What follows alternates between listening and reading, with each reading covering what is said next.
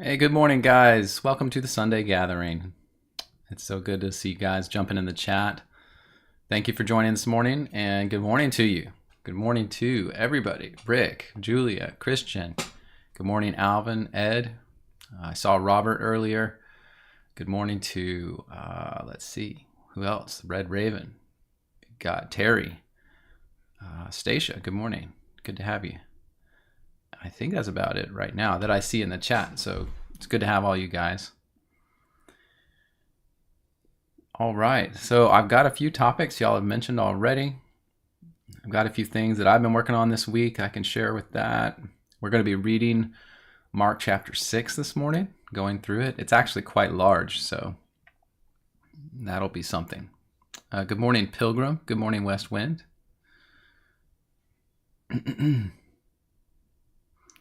Okay, I noted your comment there, Christine, you on the pilgrimages, so that's on the topic list.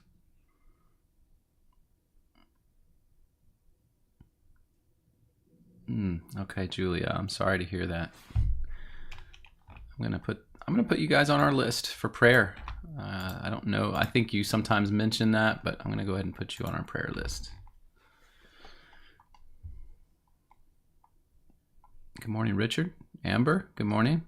Patriot, good to see you. Good morning, Raina. And Austin. All right. Well, we've got two topics. Well, yeah, we've got two main topics, and we've got a couple peripheral topics that we're going to talk about. Good morning, Precurious.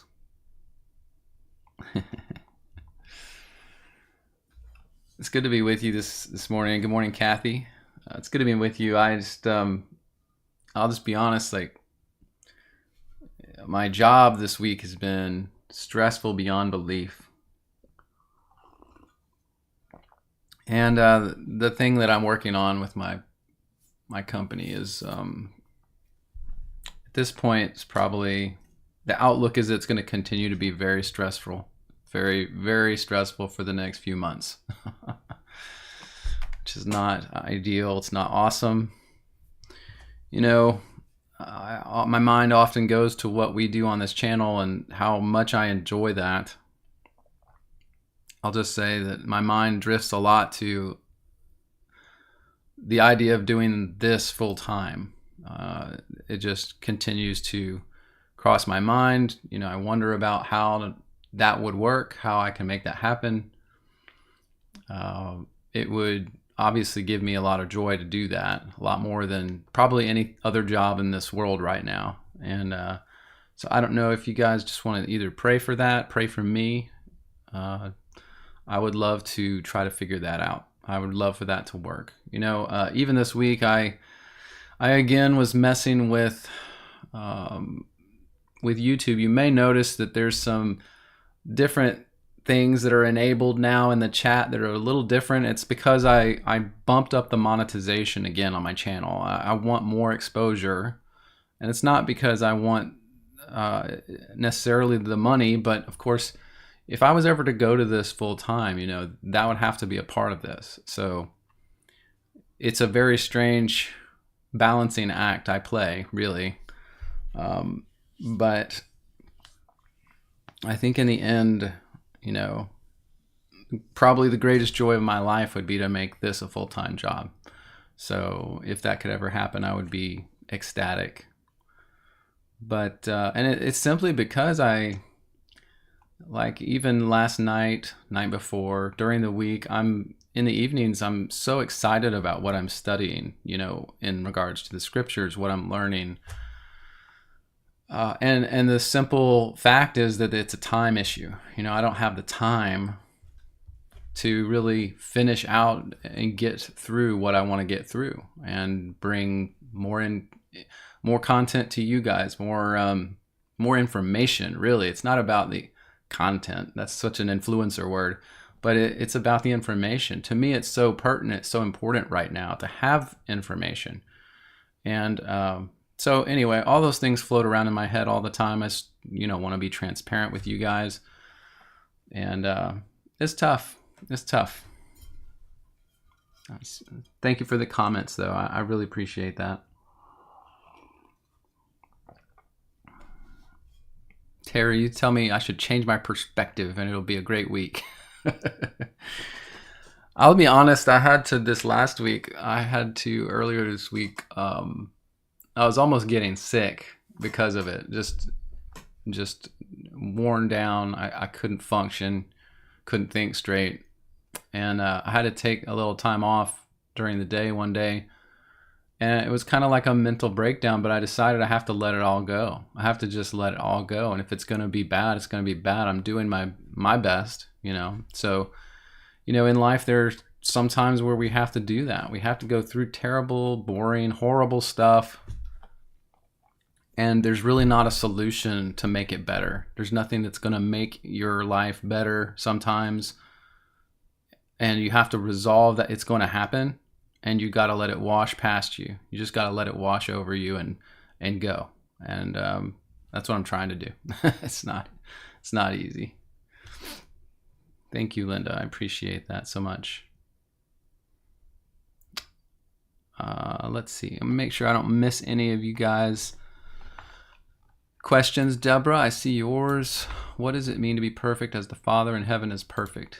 Yes, let's do that. I've got that.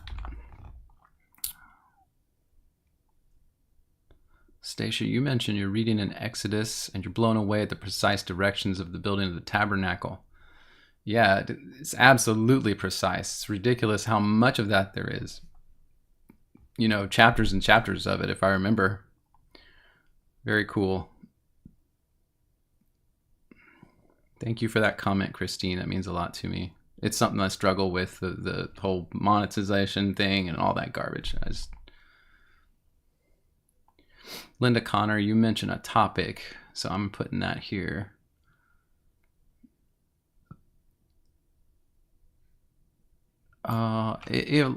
Yeah, Linda, trying to think if I can get a picture of the desk you're talking about, because I don't know if I exactly know which trophy or picture that would be in. That would be probably somewhat hard to find. I don't know. I may have something I can check on though. I may have a couple. I have a few images. I don't know exactly which one we're talking about. Emma Coombs, you asked for prayer again for your mom, who you care for 24/7. Emma, you must be a saint.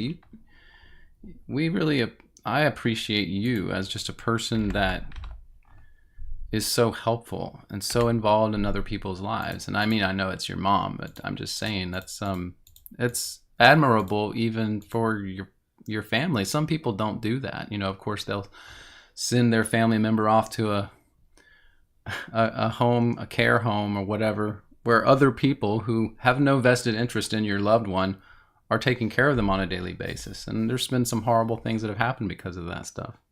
So I admire you for that, for taking care of your parents.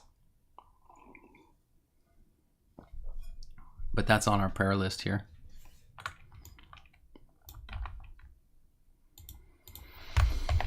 All right.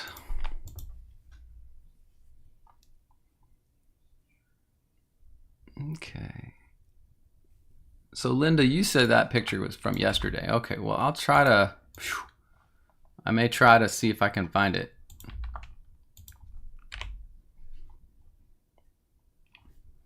Good morning, HRG. Okay. Thank you, Alvin. I appreciate it. HRG, you ask about Noah's Ark. Let's see.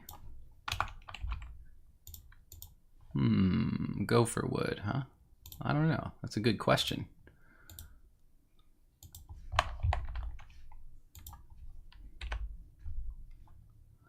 All right. Well, let me start doing announcements. If you come in and you do have a topic, you can go ahead and post that. I'll do my best to grab it and put it in our list. But just to explain who I am for the new folks and what I do, you can see here, let's see. This is my website, and it's on the top left of your screen, bible-scribe.com. Most everything that I have done is cataloged here, so you can get to everything. You'll notice as you just scroll down the home page, a lot of my video work, a lot of research, it's all listed on the home page for the most part. And you can even search here through that if you need to try to find it by a word or something. And then, of course, if you click my live link at the top, it's a list of all the live streams we've done over the years. So 1, 2, 3, 4 years worth now. We're getting there. It's been a good ride. And then the Bible Scribe app is mentioned right here on the home page. There's a link at the top and this tile here. And that takes you to this application that I've worked on over the years. It has many different writings in it that are searchable and cross-referenced. And of course, the cross-referencing work is a huge effort. I'm still going through a lot of that. But you can, as a user or a member of this application, you can come into Bible verses and scriptures, and you can take notes on them. You can add your own notes. You can discuss them with other people.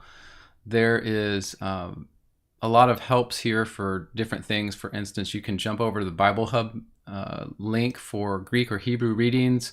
Sometimes there's alternate readings or literal readings of texts. So much has gone into this, and I use it on a daily basis almost with my research because it's so valuable for me to be able to, for instance, just search for a topic across all of these different writings. We have apocryphal writings, we have ancient Jewish writings, Dead Sea Scrolls, apocalyptic works, and early Christian works. And so you can search through all of that at the same time. Now, I will mention that I did add some features to this week. I was working on some of that yesterday, and it's a welcomed break from my normal routine to work on this. But a couple days ago, I added the writing "The Apocalypse of Peter" to the application. Now, that would be for members only. So if you're a member, then you will be able to see that. If not, you will not. Added a feature too to correct Bible misspellings when people search. So for instance, here's one thing that I saw people doing in the search. For instance, here, like in the Bible, the book of Psalms is Psalms with an S. Well, some people would come up to the search and they would type Psalm 51 and hit enter, but before it wouldn't give you anything, but now that actually will correctly map to the book of Psalms and take you straight to that chapter. So a lot of different kinds of things, like if I want to go to 1 Enoch 22, I can pop right to it. It's a lot smarter. I just built some extra misspellings and different variations of the books so that if you wanted to get to something fast and you were able to type it like that, you could do it. So that's one of the things I added this week as well. Also added the Epistle of the Apostles. It's a 2nd century Christian work that is added to my apocryphal collection, and it has a lot of information in that writing, just as the Apocalypse of Peter does, about the end times, about the great white throne judgment, the end of the earth. All of that is in both of those writings.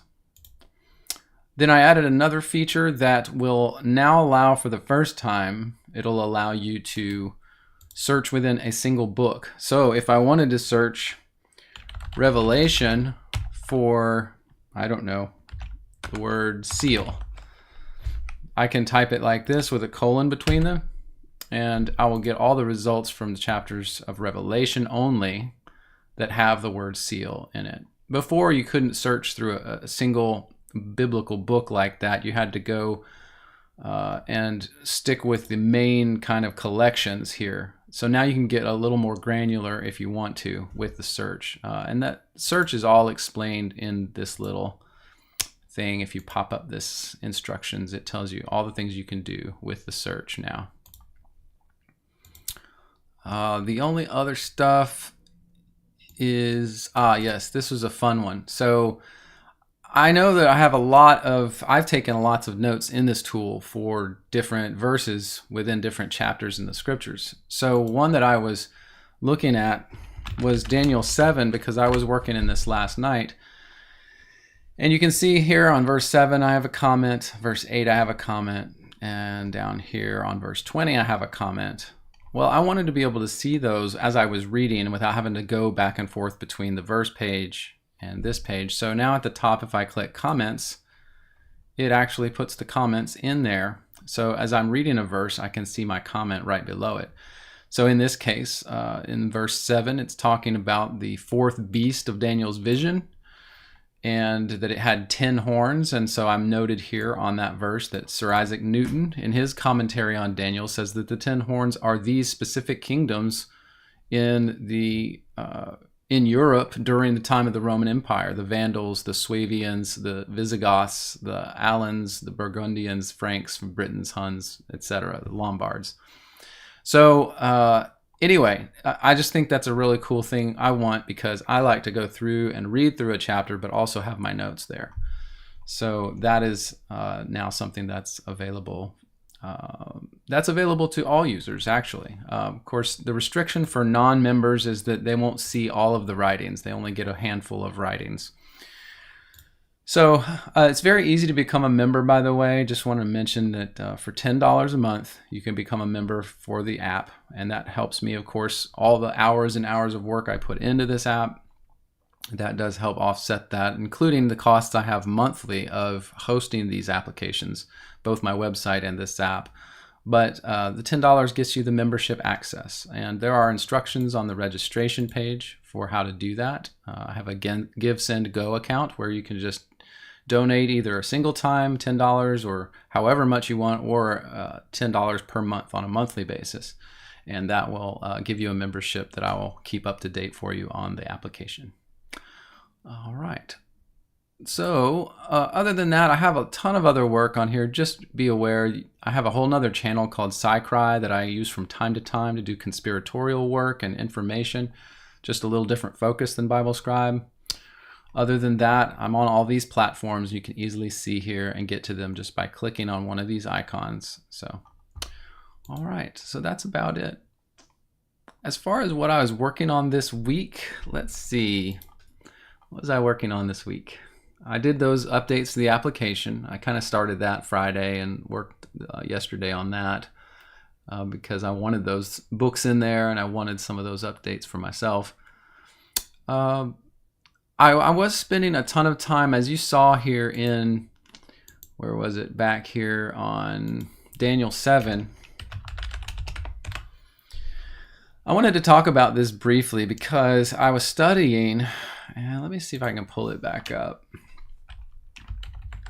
I was studying Sir Isaac Newton's commentary on the book of Daniel. He's one of the, one of the most interesting writers that has actually taken time to work on the prophecies of the scriptures, in history. So let me find this information. I'll show you kind of where I was going here. So here is his, and I'm not showing it, but here is his commentary. I was able to get a copy of it. And this is a writing by William Whittle, but this was done in the early 1900s, and it refers back, of course, to Isaac's work, which was in the 1700s.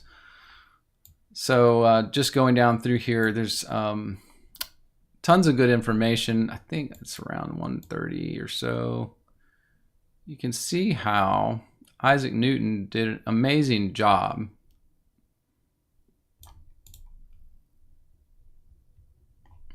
Okay.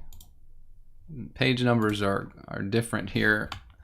So yeah, this is where it starts. It actually is just recording his work. So his observations on the prophecies of Daniel and the apocalypse of St. John. So he does go into both Daniel and Revelation. So I had known about this work for a long time. And I'm talking through this because I think this is important to think about when we're learning things, when we're growing as a Christian, when we're exploring new things. There was a time when I knew about this work and I had read just brief excerpts of it, and I just outright dismissed it. I just was like, that's silly, that's nonsense. He doesn't know what he's talking about. Well, it's funny because now, because I've come so far in my understanding, I see a lot of validity and merit in what he is talking about now. Now you'll see here that in, for instance, chapter 3, he speaks about the vision of the image that Daniel had, the statue that was composed of different types of metal. So gold, silver, bronze, and iron. And then iron mixed with clay in the toes of the statue. And he explains all of that in this, of course, his perspective on it. But I'll be honest, right now, from what I understand of history, this matches up really well with the way I understand the history of the first few centuries of the Roman Empire after Christ, and then what happened in the Middle Ages. This lines up so well with it now and I understand it so well that whereas before I had just outright thrown it aside. I mean, I knew it existed and I just threw it aside because I didn't understand. I didn't understand what he was talking about. So for instance, when he talks about the toes of the statue that are iron mixed with clay, in the past I have thought different things about that. His perspective is that is literally the Dacian kingdoms. So I'll show you on this map here. The areas of Dacia are, let me get my pen up so I can draw for you. I love to draw, you know that. This is the area he's talking about. He says that the iron mixed with clay and that will not adhere to one another, according to the prophet Daniel, is these different groups, the Visigoths, the Huns, the Dacians, the area we would call Transylvania, Budapest of the modern age, all that. There were a bunch of different factions in here, and if you know the history of the Roman Empire, those different groups at one time or another were either subdued by the Romans or at other times were warring against the Romans. And in fact, by about the 6th century, they had taken over parts of Rome, and they had kind of taken over even Rome proper. The Lombards essentially controlled all of the Italian peninsula in around the 4th or 5th century. Excuse me, 5th or 6th centuries. So anyway, coming back to this after all this time and rereading it after I know the history, it makes complete sense to me. Whereas before I thought that the clay toes of the statue had something to do with things in the 1st century. I thought, of course, that was in more of a preterist mindset. I was thinking everything had to do with the 1st century, and that's kind of what preterism does to you. And I thought it was the different battles going on, different things going on with the Roman Empire in different places. And this is from, I think when we get to some of these writers like Isaac Newton, or we're talking about, I found John Fox's writings of close to the same time period. Some of these guys were, just to be frank, they were really smart guys, really intelligent. And they had the history books. They had history books that we don't have. So to me, I am more apt now, after all that I've studied, I'm more apt to believe some of these guys about what they are saying than I would be, of course, about anyone modern, because they had more resources and they had more time on their hands. None of them had cell phones, which is a big plus. And it's funny to me as I was going back through this work by Sir Isaac Newton, I was just amazed. I was like, wow, it makes sense to me now, whereas before I just kind of threw it aside. So I just wanted to mention that because I think that's an interesting thing about just the psyche that we need to have about learning things and being aware of things, being able to absorb information. We need to realize that the things that we think are absolutely 100% correct today, we might think in a few months are not quite correct, or maybe they were close. Sometimes they are correct, but we have to be willing to also grow a little and expand our horizons. And for me, a lot of that expansion actually came from historical study, reading history books, reading history information. So I understood what happened in these time periods instead of, if you just don't have any of that, if it's just blank, then you fill it in with whatever you think. And that's what a lot of people you know, we tend to do that. All of us, we tend to do that. So anyway, just thought I would mention that. I've had a blast this week kind of studying into Sir Isaac Newton's work, reading some of it, and finding out that I agree with a lot of it. It's really cool. And I'm going to continue to read in it because there's I still haven't gone through any of his information really on Revelation, the book of Revelation. So I wanted to go ahead and educate myself on what Isaac Newton thought of all of that. So anyway. Christine, you said it would be awesome if I had direct links to these writings in the public domain. Yeah, this one is in the public domain. I have a link. I have a link to this one if you want. Here's the link to that one. But I mean, I get that it's like, yeah, I would love to have all of that on my website. Yeah, you know, that's another thing I'd like to do if I had a lot more time. It'd be just to, this tool that you're staring at on your screen right now that's kind of blue and weird, it's called Deep Tree. I built it a while ago, and I've been using it for years now to just catalog all my information. As you see, I've got Isaac Newton here, and it's a tree of information, so I can parent things to each other, and then I can save links, and I can save latitude, longitude on items, and then I can map things against a map and see where things go on the map. So, like here, what is this? This is Necker Island. See, this is the island that Virgin Galactic's owner, Richard Branson, lives on, and apparently he traffics young girls and children to, just like Jeffrey Epstein. So anyway, yeah, I would love to get more information on the website. So maybe I'll think about that and can do more on that. All right, let me look back through your comments while I was talking there and make sure that I'm not missing any topics that were mentioned. Tiffany, you asked me way back here. You asked me. Let's see here. Let's jump back. Did I watch Understanding Conspiracy video on the hagiography books of the saints? Do I know of them? No, I don't know of them, Tiffany. So maybe it's something I can look into. I'll put that in my notes to look at later. I will.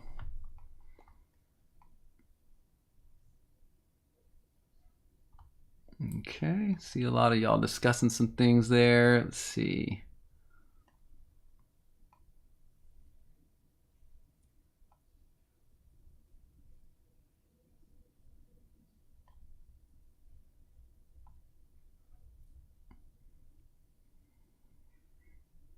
Okay. Yeah, I'm just checking through the notes here, make sure I don't miss anything. Christine, you said Newton was not a Trinitarian. He questioned 300 years added to the timeline. Yeah, that's good information. I think I remember some of that, but yeah, I'm going to take that down in my notes here too.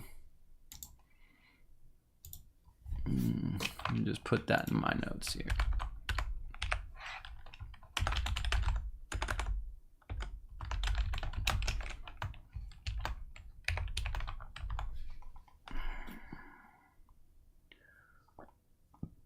Yeah, I have in my notes that Isaac Newton made a chronology for the Queen that contradicted the one that Joseph Scaliger made. And I actually have a copy of his chronology. It's called the Chronology of Ancient Kingdoms. And I have looked at that before. I've read some of it, but I can't remember all the things that I looked at in there. But yeah, that's good information. Thank you, Tiffany.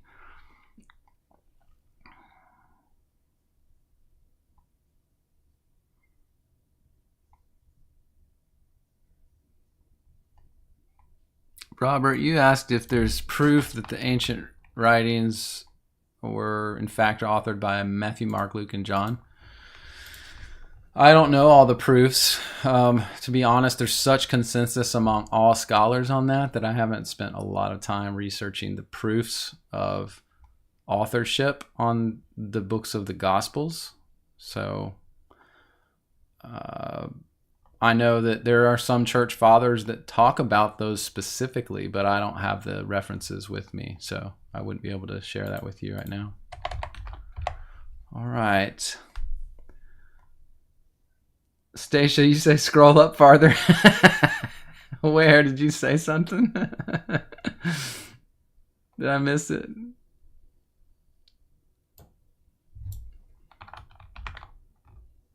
Okay, I see it. I see it, Stacia. I see it. I'm gonna miss it.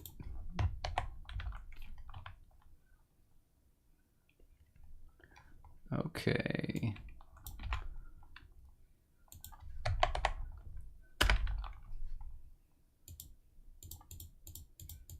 Okay. So I think I have that, Stacia. I think I got it. Thank you. Scroll up. Oh, that's funny. Okay.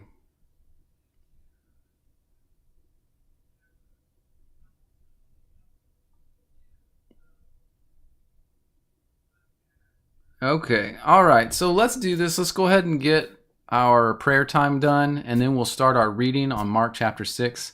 Sorry for going a little long in the introduction this morning, guys. So if you wouldn't mind, if there's any prayer requests you haven't mentioned, go ahead and stick them in the chat while I'm praying for us this morning. Thank you. Lord God, I do thank you for this morning. I thank you for the sunshine that I have here at my place, and a nice day yesterday. Relaxing weekend so far. Thank you so much for the time this morning to speak to these people, to work through different issues, try to find answers, and try to help with understanding. And that's my understanding as much as anyone else's, Lord. Thank you so much for working on me as your child. And I give you the honor and the glory. I pray for those that are in circumstances that are not ideal, stressful situations, sicknesses, all these things. Lord, you are aware, and I just pray for the people that have mentioned things this morning. I pray all these things in the name of your Son, Jesus Christ, who is our King. In Jesus' name we pray, amen. All right, thank you, guys. Austin, you say the Lord's been working on your dad, that he would come to Christ. Wow, that's awesome. Yeah, you're on our list. Yeah. Let's do it. That's awesome. So good to hear. So good, so good. Good morning, Sarah. Good morning, Joyce. Joyce, you say when I'm researching, don't use Google, use Yandex. Actually, I do use Yandex a lot. And I never use Google. And I've been using for a long time DuckDuckGo, but it's not that great anymore. It really just siphons results off of Google. So I know that it's kind of like it's not the greatest. So when I generally use it as a basis though, and then if I don't find what I'm looking for, I'm going to Yandex. And I always go to Yandex for image searches because it's much more accurate. You can paste an image in Yandex search and it'll find images that look like that image. It's amazing. I love it. And so sometimes when I'm looking for an original image of something, I can find it that way. It's really good. But yeah, Yandex is a great search engine. I would highly recommend it. All right. You say, Truth Set Free, you say DuckDuckGo was bought by Google a year ago. See, I didn't even know that. That's not cool. That's not cool. Maybe I'll have to switch up. Sarah, I see your prayer request there, so I'm going to take that down. All right. So let's go ahead and get started, guys, with our reading in Mark chapter 6. So if we open up Mark 6 here, let me get that on the screen for y'all. I'm kind of in the way here. Let's see if I can move myself. Okay, a little bit. All right, Mark 6 is a pretty big one, so we're going to have to get going here. If you remember, though, in Mark chapter 4, Jesus had cast out demons from swine, or from a man into swine. They had been traveling around the Sea of Galilee. We had the disciples in the boat with the storm, and then Jesus was sleeping. They woke him up, and he calmed the storm. Then we have yesterday or last week, in the video I posted this week on Mark 5, it was about the woman with the issue of blood for 12 years that touched the garment of Christ and was healed from it. Again, we saw how that was kind of a reference to Israel and the healing that the Redeemer was bringing to Israel. And we saw the same thing with the healing of Jairus' daughter. The daughter was 12 years old, and Christ made everyone except for 7 people stay in the room while he did the healing. And then, of course, the Redeemer heals the girl of 12 years old. Again, a reference to what Christ was doing for the nation of Israel. So we're actually going to see something like that again in this chapter today. As I was looking through it before we started, there's another thing in here that's going to be kind of like that. So this should be fun. All right, let's start reading in chapter 6. I think this is big enough for you guys right now. So verse 1, and he went out from there, came into his own country, and his disciples followed him. So I do want to bring up the map and just show you if we're over here in Israel, the area of Israel, and the Sea of Galilee here. And we had said last time that he had healed the man from the demonic possession over here in the Gadarenes, and then they had crossed over again. So we knew they were kind of in this area near Capernaum during Mark chapter 5. Now it says that he is going to go to his homeland, his home territory. So we're looking really for Bethlehem, right? Well, Bethlehem is over here on the left, and you may be able to see it. It's kind of small on your screen. So Bethlehem is right here. And so they would have traveled by land, maybe over here through this valley, perhaps over to Galilee. And that's where it's talking about now in this chapter 6. So I just want to give you that geographical awareness. Verse 2, when the Sabbath day was come, he began to teach in the synagogue, and many heard him and were astonished, saying, from where is this man these things? And with what wisdom is that which is given to him, that even such mighty works are wrought by his hands? Is this not the carpenter, the son of Mary, brother of James and Joseph and Judah and Simon? Are not his sisters here with us? And they were offended at him. So you can kind of imagine this. And we had the event earlier on in our reading, perhaps Mark chapter 3 or 4. Do you remember where it said his family had come up to him as he was teaching the multitude by the sea? And they thought he was sick. They thought he was beside himself, it said. They thought he was out of his mind with the things he was saying. And they were trying to get him to stop and just come home so we can take care of you, kind of thing. I mean, doesn't that sound exactly like what a family would do? To me, it does. You must not be well. Let's take you home and take care of you. You're embarrassing us, right? You're embarrassing us. And that seems to be what we're seeing here. They were embarrassed by him because they didn't understand what was happening. These people from his hometown. So in verse 4, but Jesus said unto them, a prophet is not without honor, but in his own country and among his own kin and in his own house. And he could there do no mighty work, except that he laid his hands on a few sick folks and healed them. And he marveled because of their unbelief. And he went around the villages teaching. And he called unto him the 12, the disciples, and began to send them forth 2 by 2, and gave them power over unclean spirits.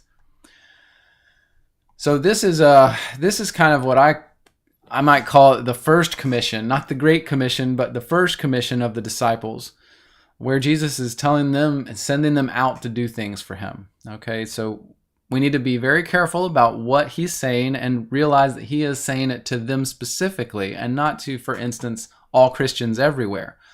So he specifically is sending them out 2 by 2 and gives them power over unclean spirits, which, we could assume they really didn't have power over before. So Christ gave them this power.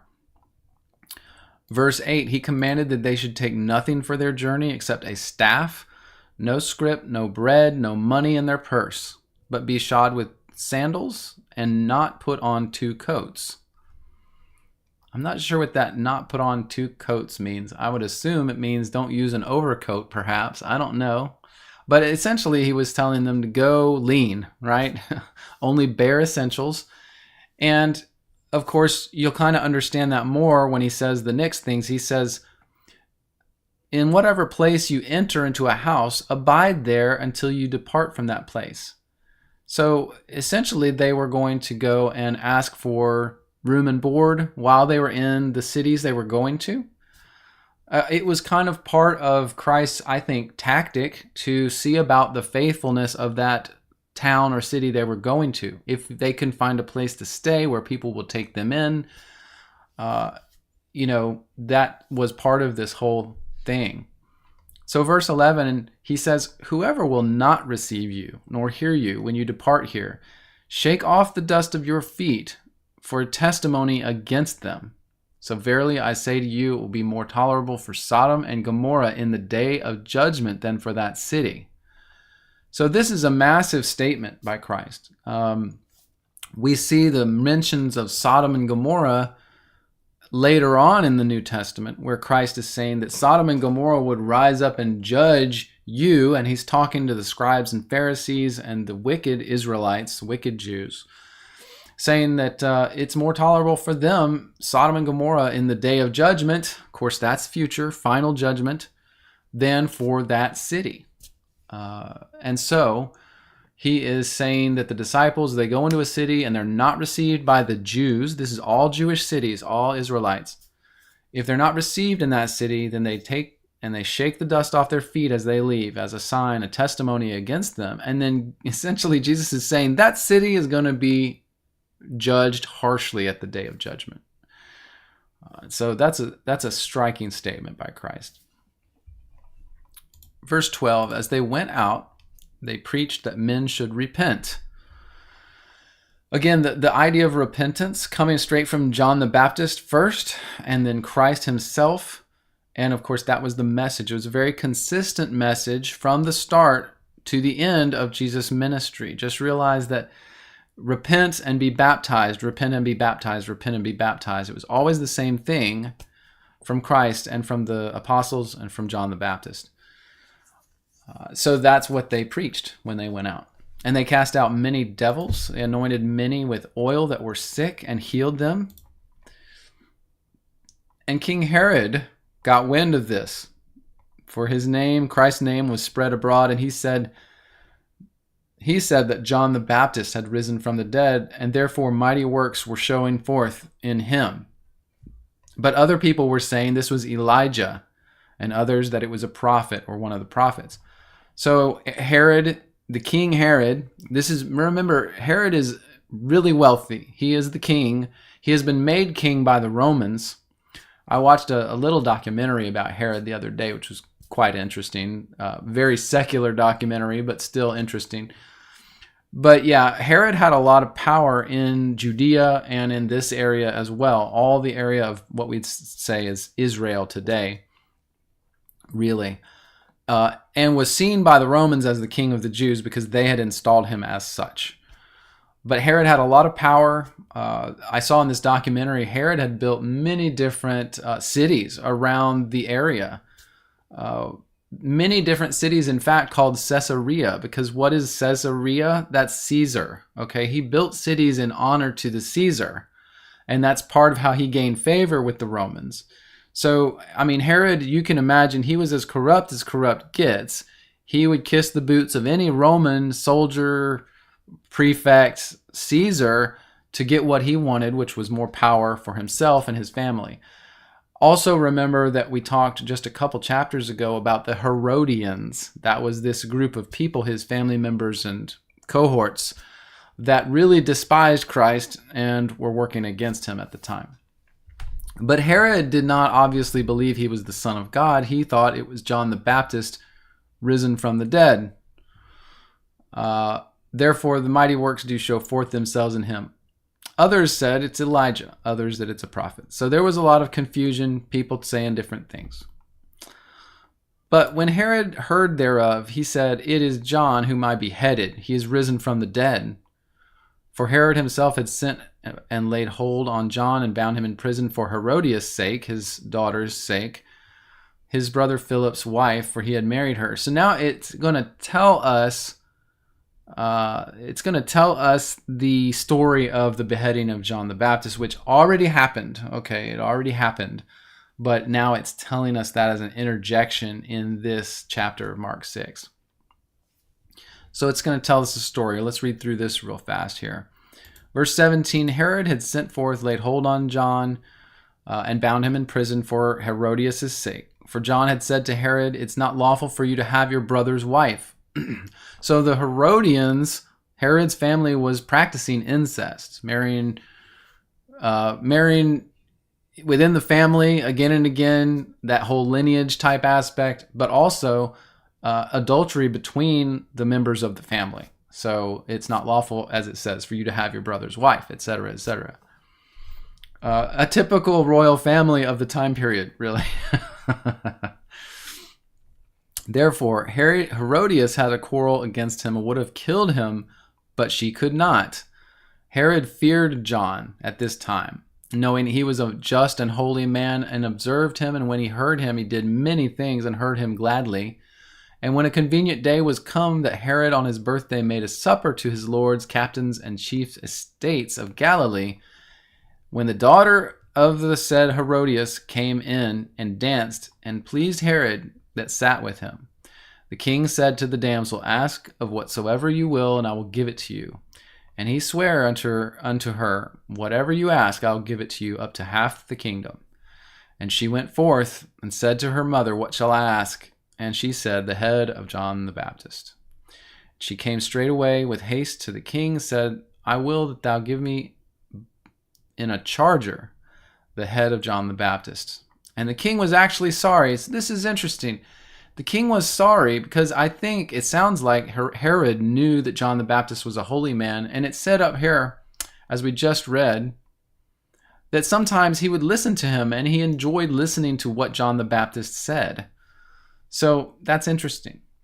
So he was exceedingly sorry, but because of the oath, he did not reject her, and immediately sent an executioner and commanded his head to be brought, and he was beheaded in the prison, and his head was brought in a charger, a plate, and given to the damsel, and she gave it to her mother. Wicked people, what can I say? But when the disciples heard, they took his corpse and laid it in a tomb. Now this is the disciples of John. This is not the 12 disciples. This is talking about when John was killed. He had, of course, followers, people that followed him. It's just talking about his followers. They came and took his corpse and they buried it. The apostles gathered themselves to Jesus and told him all things, both what they had done, what they had taught. And he said, so I think we're back now to the present time. That's the end of the story of John the Baptist. So the apostles now gather themselves to Jesus and they tell him after they have gone out. That's what this is about now. So you kind of got to get your mind back in the mindset of the before John the Baptist story. So Jesus had sent them out, cast out demons, heal people, see what cities will accept you and which ones will reject you. Well, now they had come back and told Jesus everything that had happened, what they did, what they taught.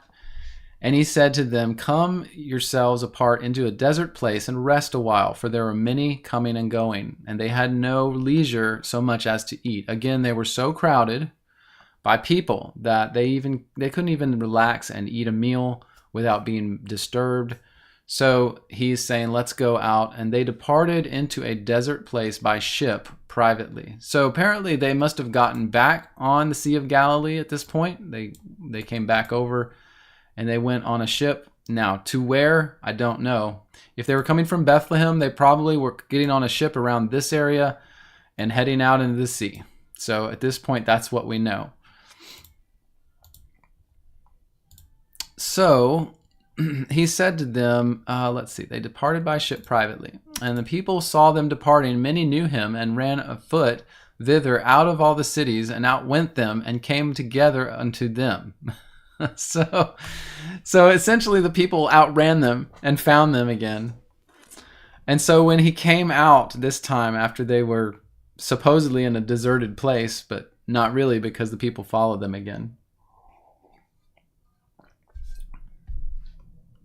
He was moved with compassion towards the people at this point, okay? Because they were as sheep, not having a shepherd. He was seeing the people, and you can imagine this. Christ is looking at all these people that have been following them all this time, again and again, because they were like sheep without a shepherd. They were aimless. They just saw something powerful they didn't understand, and they wanted it in Christ. Some of them maybe understood who he was. Many probably did not. So Jesus began to teach them many things.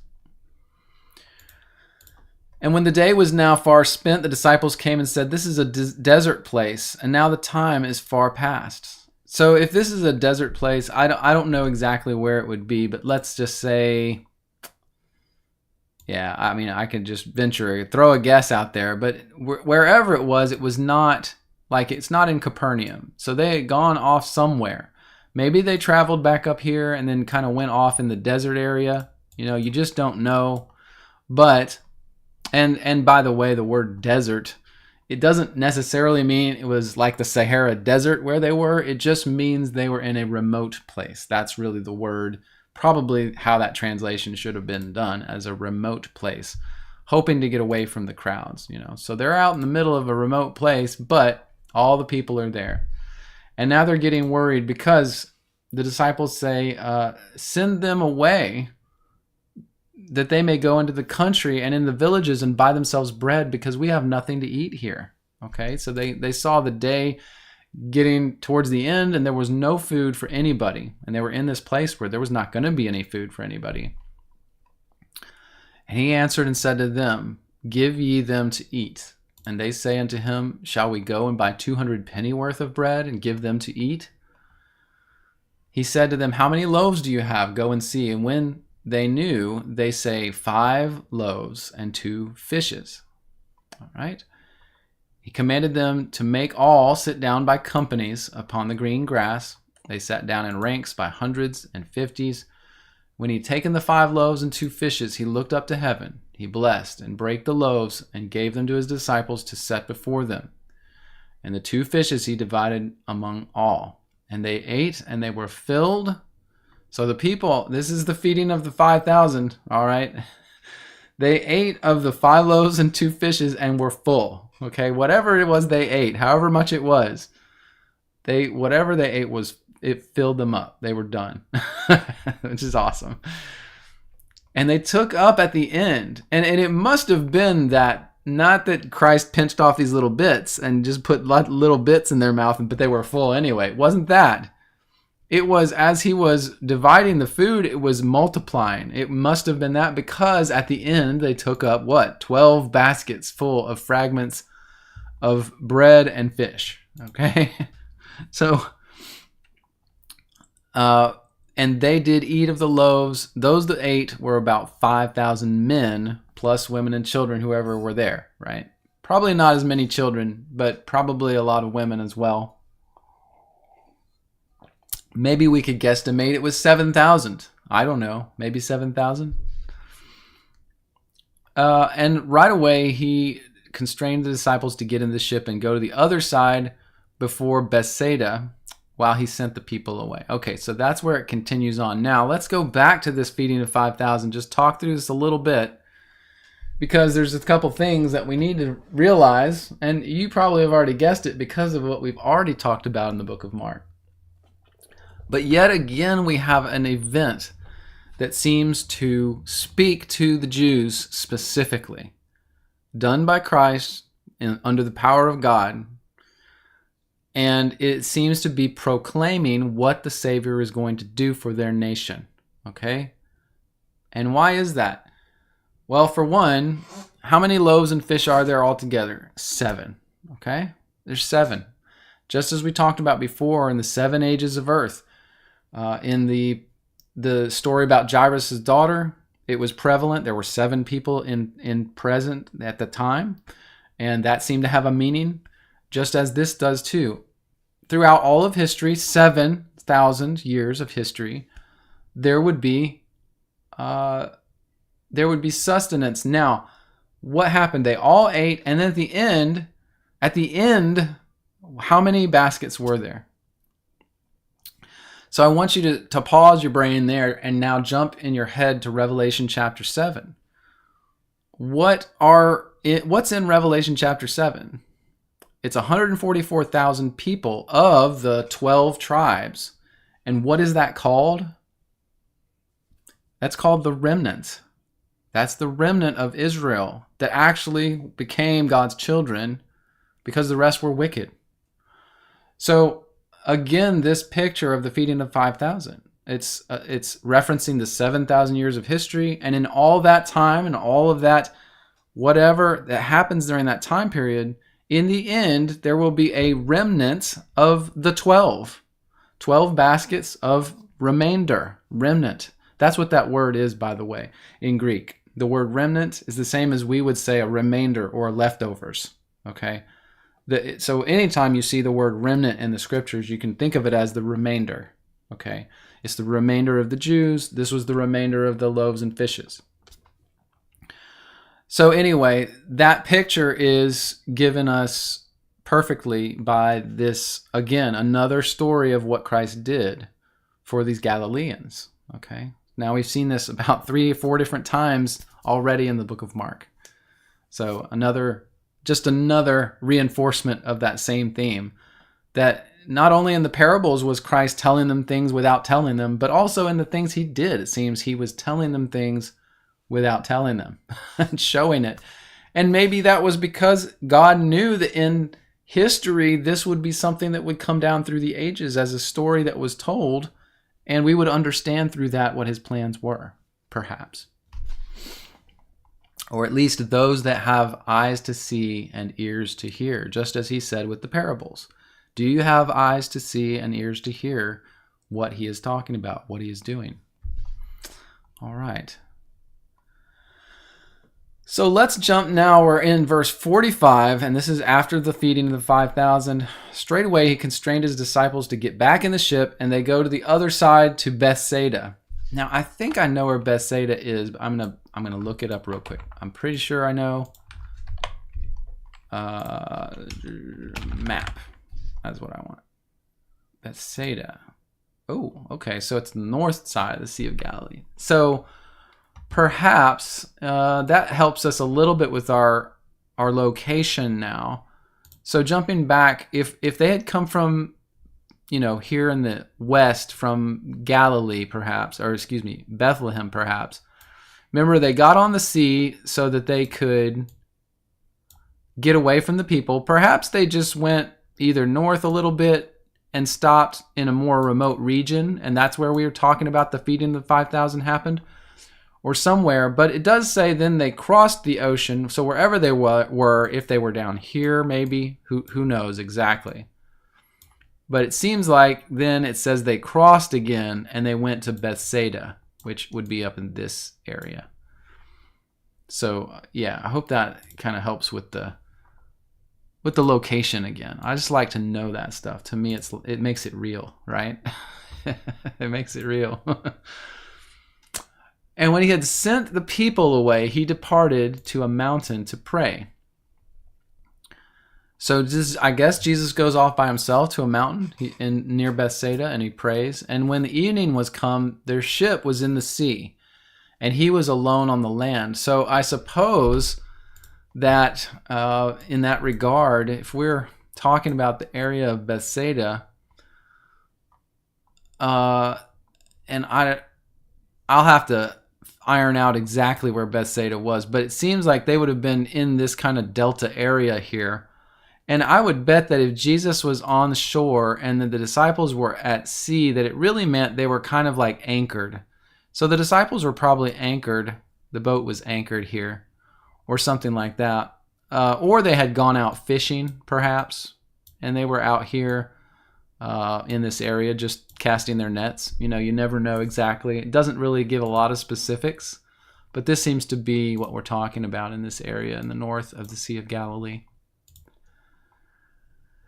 And when he saw them toiling and rowing, for the wind was contrary to them, and about the 4th watch of the night, he came to them walking on the sea, and he would have passed by them.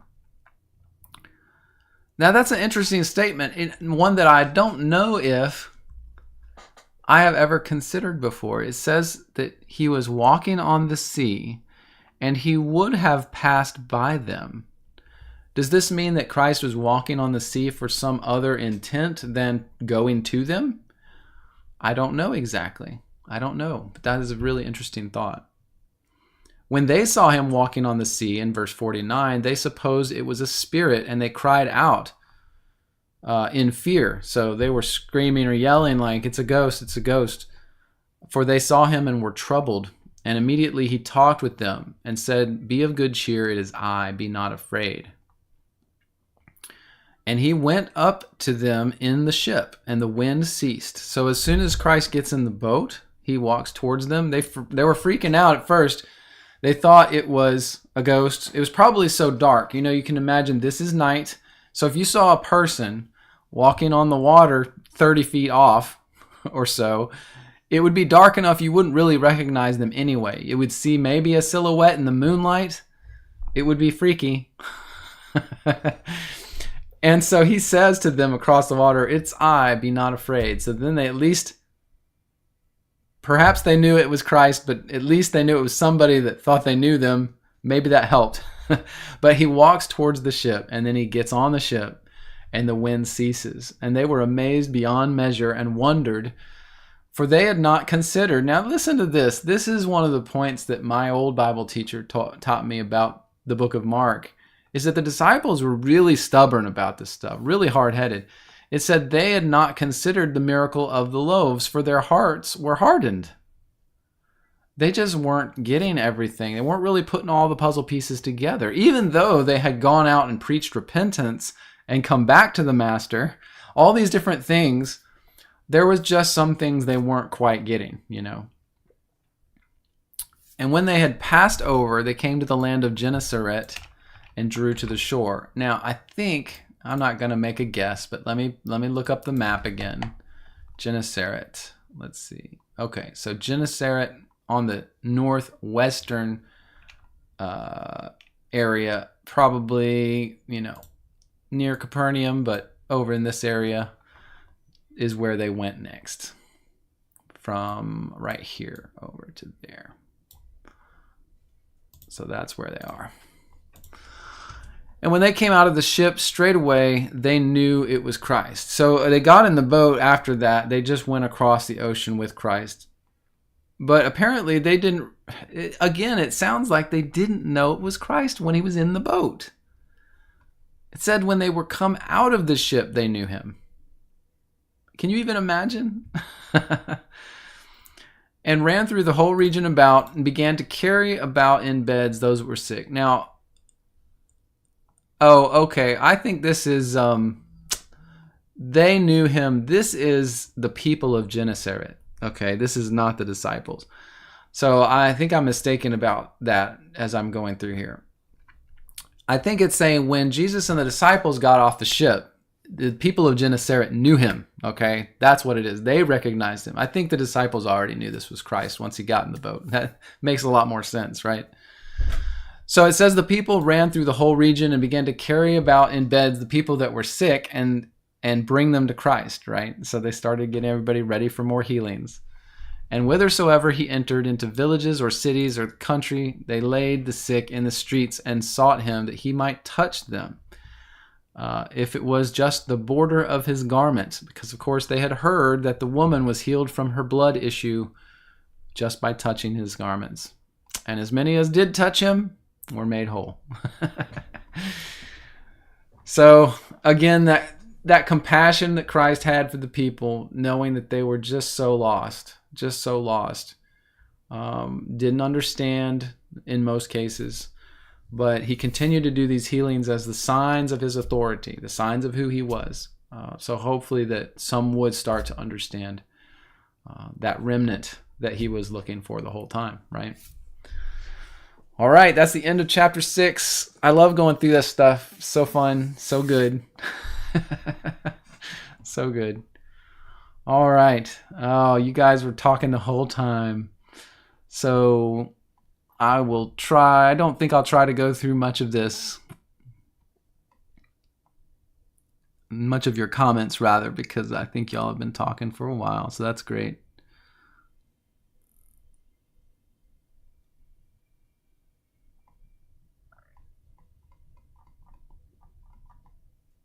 Yeah, Christine, he was definitely, Jesus did make himself accessible to the people. It sounded like, too, that, you can imagine it from the perspective of like a celebrity in our modern time, that, if you get to a certain point as far as status, you really can't go out in public at all, if at all, very easily. You will be recognized everywhere. People will gather around you. And with Christ, it probably was even worse because he was literally healing people, casting out demons, and his teaching was beyond anything they had ever heard. So there was more of probably a motivation for people to crowd around him, get to him, touch him, see him, talk to him. I don't think it's hard for us to have the perspective of what it was like. We already have read multiple times about him having to get in a boat to teach them on the land. And not even being able to eat a meal in peace. So you can imagine how it was. It was pretty rough.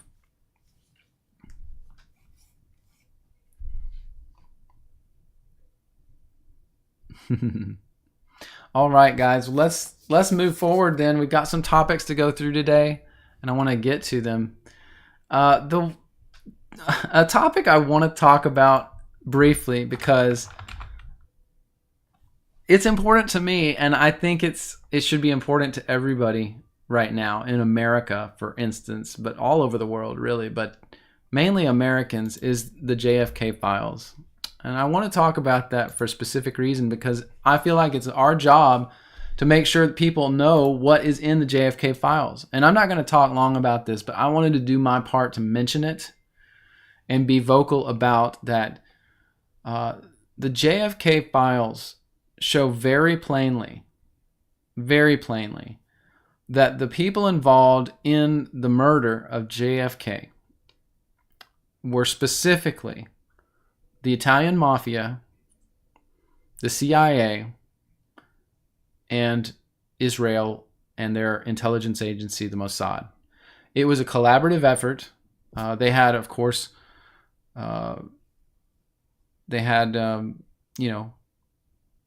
interests that all aligned, so they all worked together on it. And I just want to make sure that I do my part in telling people. So if you haven't read or don't know much about the JFK Files that were released this last week, by the way, they were released fully unredacted. And the media, the news, is not talking about it at all. The prior time when, a week or two ago, when they let out the redacted files that we already knew about, which was ridiculous. It was a stunt. The quote conservative influencers got a packet of those redacted files that didn't have any information in them, and they go out bragging about it. They went out bragging about it, and the news media reported these files had been released. Now this week, the full JFK Files, 88,000 files, 88,000 have been released, unredacted, and it is clear that the Italian Mafia, CIA, and the Mossad and Israel were involved in the killing of JFK. And it's radio silence. From all those same influencers, none of them are talking about it. The same people that were the first to get the binders 2 weeks ago, none of them are talking about it. None of the news media is talking about it, from CNN all the way to Fox News. None of them. It is radio silence. And so I'm doing my part to talk about it. That's the only reason I wanted to mention it. And I think all of us should do our part to mention it anywhere we can. That it is obvious what's in those files. And, be the news. We need to be the news, because the news isn't the news anymore. So just wanted to mention that. Rick, you had asked the question, what are my thoughts on William Greer being the JFK shooter? That is part of what a guy named William Cooper, a great patriot, had done long ago. He had talked about this for years, probably from the 80s on forward to the time he was killed. William Cooper was killed, and I believe it was a murder by the intelligence agencies to keep him from continuing to talk. He had a radio show He had written a book, which I own, called Behold a Pale Horse. And great guy, as far as I can tell, really trying to open people's eyes to what was going on. And he had said, I believe, that William Greer, the driver of the car that JFK was riding in, was the one that turns around with his left hand and shoots him over his shoulder like this. The last shot that essentially took part of JFK's skull off. I don't know, Rick, if I know 100%. When I watch that video, to me, it's not 100% conclusive that that's what I'm seeing. Although it looks pretty good. It looks pretty much like that. It does look strange. It seems like a strange movement to move with your arm like this and then turn around and drive off. It's just so blurry. It's hard to see a weapon. It's hard to see for sure. It could have been part of this. I know that, who was it I was watching the other day was saying that there was a shooter. Oh, it was Juan O'Savin. He says that there was a shooter in a drainage grate or something that has now been covered over with cement that was in front of the car, perhaps under the overpass or something like that he was headed towards. And that was the final shot that essentially took his scalp off. I don't know 100%, and I don't really know if we have a vested interest in knowing who the actual shooter was, although that person should be prosecuted, of course. But the clarion call from the JFK Files right now is that Israel and the Mossad were involved specifically, probably the most involved. And that second, I think the other thing is the CIA. Obviously, we know the CIA is corrupt. And then the Italian Mafia. You know, what I heard about the Italian Mafia is that they had prior tried to rig elections for something, and that was what played into their involvement with JFK, that they didn't want him around anymore. And what I understand, if you remember in the 2024 election, no, not the 2024, the 2020 election, where Joe Biden, quote, won, and we had people who talked about that they had monitored the server traffic from the election machines, and it was coming from Italy. Okay? Do you remember that? So the Italian Mafia being involved in rigging elections, even at the time of JFK, up until the present time, makes a lot of sense. If that's their shtick, then that's their shtick. So we have this collaborative effort between these different groups that resulted in the assassination of JFK. And I just wanted to do my part to mention it today. So, yeah, Red Raven, wink, wink.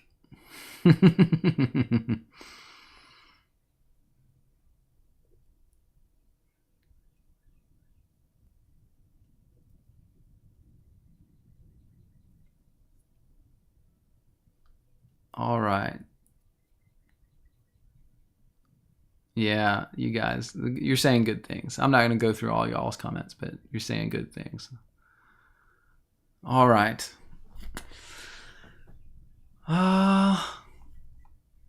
Let's go on to our next topic. Next topic is Christine Yu. You wanted to talk about the Camp of the Saints and the pilgrimages made. So, the pilgrimages made, I think what we'll do is we will start with a little search here. Pilgrimage, and I think we'll search everything in my entire library. And I don't get a lot of results, but we do get some in the Bible. This is not what I expected to see, though. So yeah, there is the idea of the Camp of the Saints. Here's the problem. The Camp of the Saints, I believe, is only mentioned once.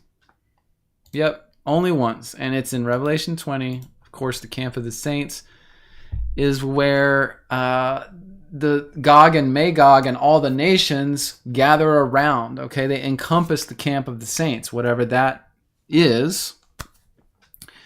and the beloved city. And what happens after that? Fire comes down from God out of heaven and devours everyone. Now, in the past, I had wondered if that fire was local fire. If the camp of the saints is Jerusalem or if it's Gaza, which I toy with that idea right now that it's Gaza. And if nations surround it and then fire comes down, is that local to that area, or is this the fire that happens at the end of the world before the great judgment, the final judgment? To me, it could be the final fire that cleanses the earth from wickedness. And so that being said, I don't know what this has specifically to do with the pilgrimage, because I believe what we're talking about when we say pilgrimage it's not in chapter 21, it's chapter 22.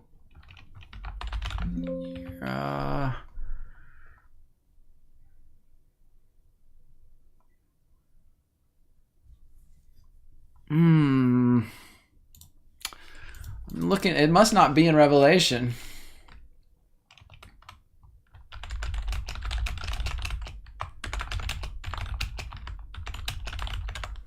I think I'm looking for the passage that's about people coming to the city year after year, the nations that come to the city. Is it okay? It's Zechariah 14. That's it. Zechariah 14. Let's go there. Bible, Zechariah chapter 14.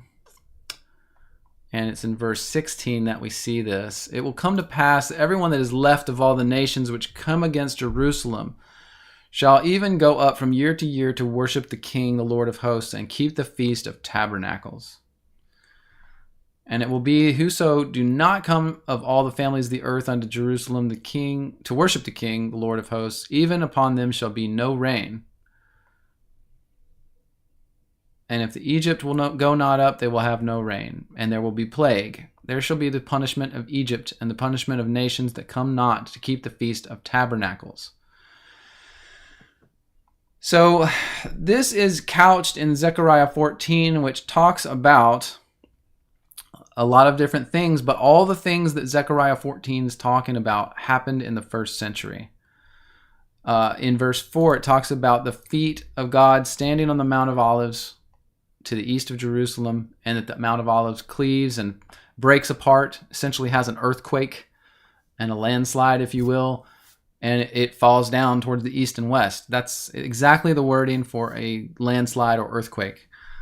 And then you will flee to the valley of the mountains, Azal. You will flee as you did from the earthquake in the days of Uzziah. This is all stuff that happened in the first century. There was a time when the Shekinah glory moved from the temple across to the Mount of Olives, and there was an earthquake. This was prior to 70 AD. Not long, but a few years prior. And it will come to pass in that day that light will not be clear or dark. It will be known to the Lord, not day or night, but it will come to pass. Living waters will go out from Jerusalem, half toward the former and half toward the hinder sea in summer and winter. Now, the living waters, what is living water? Christ talks about living water. It's the gospel. It's the gospel of Jesus Christ going out to the earth from Jerusalem, because that's where everything starts with Christ, right? To the former sea and the hinder. So both directions, east and west. And the Lord will be king over the earth. Christ is king over the earth right now. It's just that he hasn't asserted his authority over all things yet. That's talked about in 1 Corinthians chapter 15, that he is putting all things under his feet. And when all things are under his feet, he will deliver the kingdom to God. That's at the end. That's at the great white throne. Okay? So again, in Zechariah 14, this is the context. The land will be turned to a plain. Men will dwell in it. There will be no more utter destruction. Jerusalem will be safely inhabited. There will be plague wherewith the Lord will smite the people that fought against Jerusalem. Yes, there is a plague against the people that fought against Jerusalem. The Romans had plague after plague. They had their coveted area of Pompeii and Herculaneum destroyed just a few years later. Absolutely destroyed. People didn't even get to leave their homes. It was so fast and devastating. their tongues consumed out of their mouths, their eyes consumed out of their holes. And a great tumult from the Lord was among them. Judah will fight at Jerusalem. The wealth of the heathen round about will be gathered together. All of this stuff, it's all talking about things that happened either in the first century or quickly thereafter, 70 AD. And so everyone that's left of all nations, this is not a pilgrimage. This is not about what it's talking about. If you remember what the Feast of Tabernacles is. What is the Feast of Tabernacles? This is the thing where in the modern day, the Jews, they go out in the streets and they build a little house. They build a little hut out and they decorate it. And they stay in there for like a few days and they eat food in there and blah, blah, blah, blah, blah. They do all this stuff. Well, the Feast of Tabernacles is exactly a representation of our existence with Christ, with God in heaven. Okay, that's what tabernacling is. You're tabernacling with God in heaven. So what it's saying is the nations that do not worship God as king, they don't worship him as the one king, they don't keep the Feast of Tabernacles when they die. They don't go to heaven when they die. Okay, like Christians, when they die, when you do worship the King of Kings, the Lord of Lords, and you worship his Father in heaven, you die and you go to rest in heaven to wait the final times, the final days, the final judgment. But these nations that did not keep the Feast of Tabernacles because they did not worship the king, they did not see God as who he was, on them would be a plague. They will have no rain, there will be a plague. If you read the history of the time period from Christ forward a few hundred years, you'll note that this exact thing happened. Egypt was one of the first it happened to. Egypt was decimated.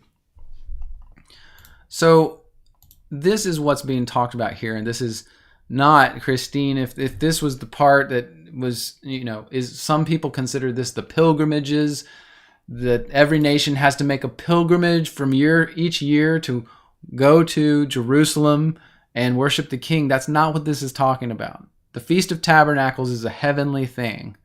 And it's talking about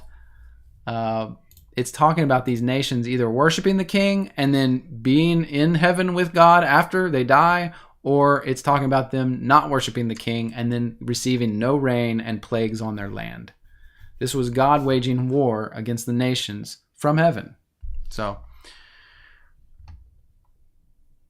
Tomcat, you say it would be a good idea to make a video explaining this? Yeah, that's a good point. I'll take that down as a note for myself. I'll take that down. It would be a good passage to go through specifically. I don't think I've done that. I don't think I've done that specifically. Zechariah 14. I know I've talked about it a few times, but I don't know if I have a video on it specifically.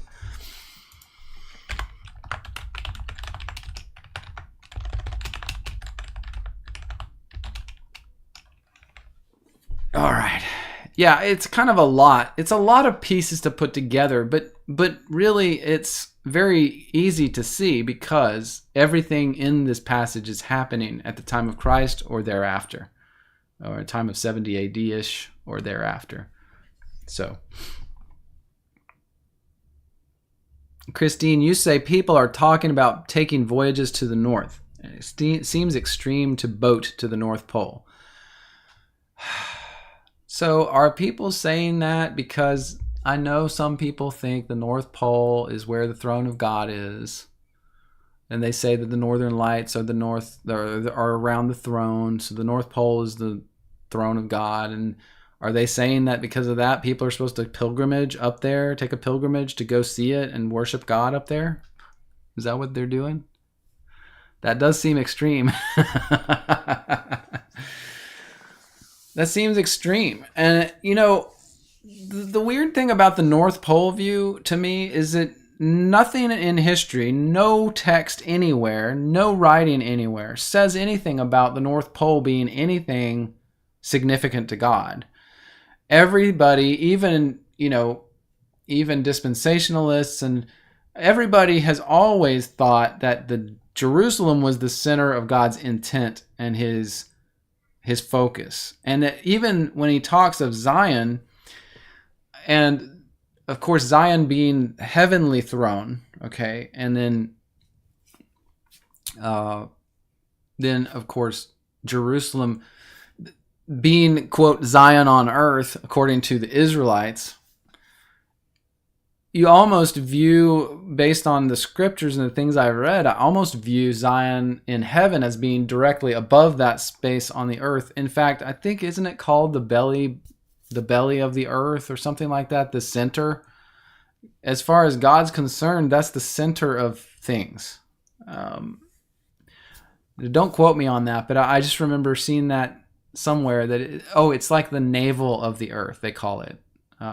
That Palestine is the navel of the earth. And if that's something that, anyway, I don't know the significance there, but I'm just saying, the people that have the North Pole view, I have to say, I think it's speculative. And it's not bad necessarily, but I don't think there's anything at the North Pole, to be honest. There could be Mount Meru. There could be the magnetic mountain that actually is, there could be some things there that we don't know about. I don't think it's God's throne. There's talk of a mountain there that was on some ancient maps I could show you. I don't want to take the time. But a mountain that was magnetic and somehow was the pole thing that caused compasses to work. Also a possible entryway into under the earth where the oceans kind of spring forth from.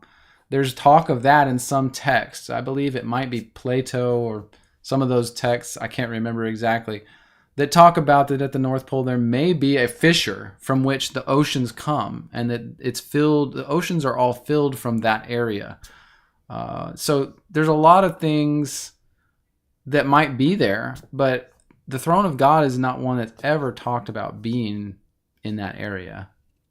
So that's all I can say about that. I don't think it's prudent to try to make a pilgrimage to the North Pole to see God. I don't think you'll see him there.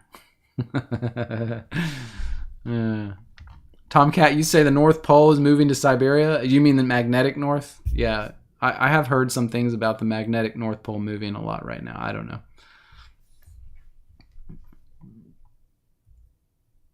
All right, let's move to the next topic. Let's see here. That was Christine's. And so Deborah Hicks, you asked this. I think this is a good question to ask, and it'll be good to get this answer. What does it mean to be perfect as the Father in heaven is perfect? Yeah, that's a great question. So let's search for that, find that verse.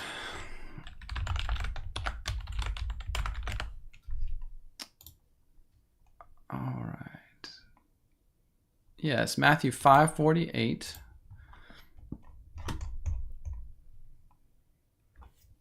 It says, "Be ye therefore perfect, even as your Father in heaven is perfect." It's the last verse on the screen. It's hard for you to see. I'm kind of covering it up.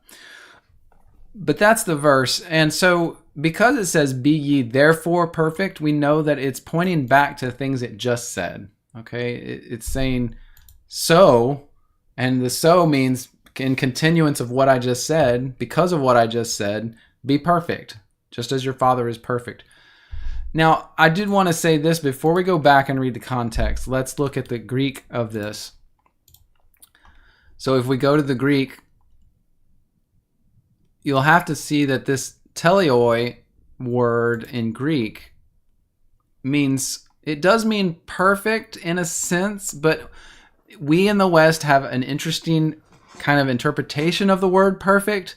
To us, it means, some kind of infinitely absolute thing, but it also means just the word complete, like finished, completeness. Okay, be complete. Also, as you can see, a meaning here given by Strong's is full grown or a full age, especially concerning your character, being mature. Okay, so being complete or being mature. Perfect is, I don't know if that's an exact definition for the Greek, but let's just be aware it also kind of just means complete. Okay, So when we're back here in the verse and we're saying, be complete as your Father is perfect or complete. What does it want us to do to be that way? How does it say we need to do that? It says resist. This is interesting because this is actually the Sermon on the Mount by Christ. Okay, he's talking to the people on the hillside of Galilee. Probably, as far as our Mark reading, this has already occurred in Matthew. But he says, you've heard it said, eye for an eye, tooth for a tooth, that you resist not. But I say to you, don't resist evil people, but whoever shall smite you on your cheek, turn the other. And if any man sues you at the law, take away and takes your coat, let him have it, and your cloak also. If someone wants you to go a mile with them, go 2. Give to him that asks you, and from him that would borrow of you, turn not thou away. You have heard it said, love your neighbor and hate your enemy. But I say, love your enemies, bless those that curse you, do good to them that hate you, and pray for them which despitefully use you and persecute you, that you may be children of your Father which is in heaven, for he makes his sun to rise on the evil and the good, and sends rain on the just and the unjust. For if you love those which love you, what reward do you have? Even the publicans, the tax collectors, do the same. And if you salute only your brothers, what do you do any more than others? Even the tax collectors do so. So be perfect as your Father in heaven is perfect. The way you are perfect is by loving your neighbor. Just as the way God allows it to rain and sun rises the sun on the good and the evil. He gives good things to the good and the evil. So he's saying, be like your Father.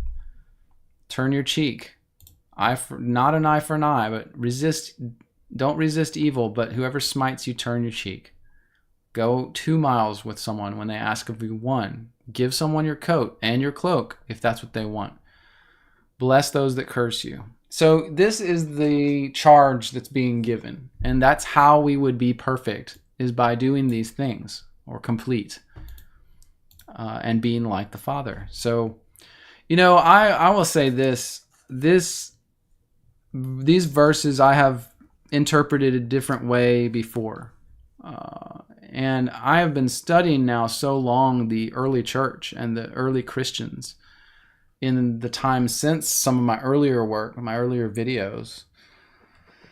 I think I have a video that may still be online called something about Christian pacifism, or I know I did it in some live streams, but I have come full circle on some of this, and whereas before I felt like it was okay for a Christian to be a little more antagonistic. In fact, I was more antagonistic. I feel like this passage we just read about turning the other cheek, loving your enemy, all of this stuff, I have now seen that echoed in so many Christian writings through the centuries, that even up until the martyrs and everything, that was exactly the thing that set apart Christians from every other people group on earth, was that we even loved our enemies. Okay, so I have realized that I have been a little harsh in the past, and I think I've been wrong about this thing. A little more apt to fight, so to speak, with people on things when I didn't need to. And even the evil that we see in the world right now, while we do need to despise evil and we need to call out evil and be bold in that, so that's the fight we need to have. But we, at the same time, vengeance and violence and destruction is never the charge of the Christian. That's never on the table for the Christian. So while justice is, vengeance and violence is never a part of the Christian psyche. So I have refined my understanding a little bit in this area. I will say that. And Tomcat, what you say, sometimes calling people out is loving them. Yes, I agree with that 100%.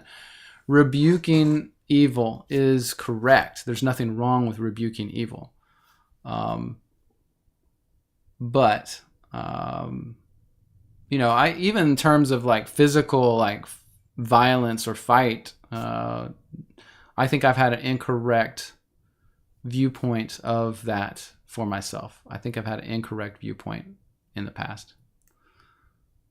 I would be more apt to take a traditionally Christian approach in loving my enemies now, in whatever way that means. Yeah. All right, I think we better move to the next topic. We've got a few more and we'd have no time.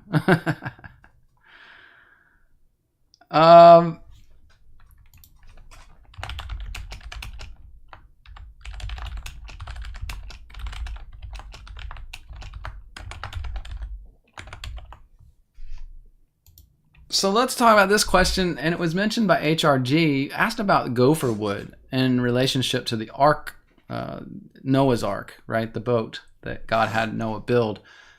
And you mentioned that gopher wood is found in Florida and Georgia. It's native to these areas. Stacia, you mentioned that it's cypress is the wood that we're talking about here. So let's do this. This is going to be a little bit of discovery for me because I'm not familiar with this topic at all, really. So let me look it up. Gopher wood in Wikipedia.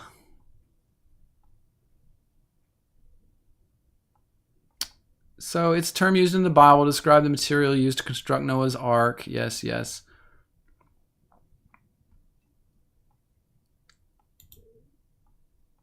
Okay, so many modern English translations favor an identification with cypress wood.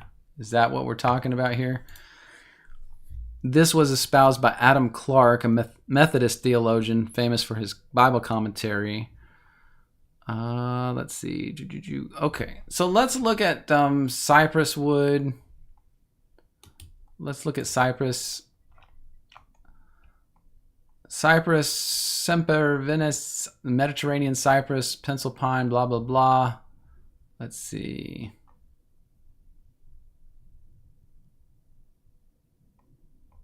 Now this cypress, Mediterranean cypress, is in the Middle East. So Mediterranean cypress, you can see the regions here. This is in the Middle East. But this may not be what y'all are talking about. But anyway, it is a species of cypress native to the Eastern Mediterranean region and Iran, which would have been the area that was, of course, close to Noah and his people. So that's interesting. That is a cypress tree. Let's see this. Cypress tree region. So if I just go here.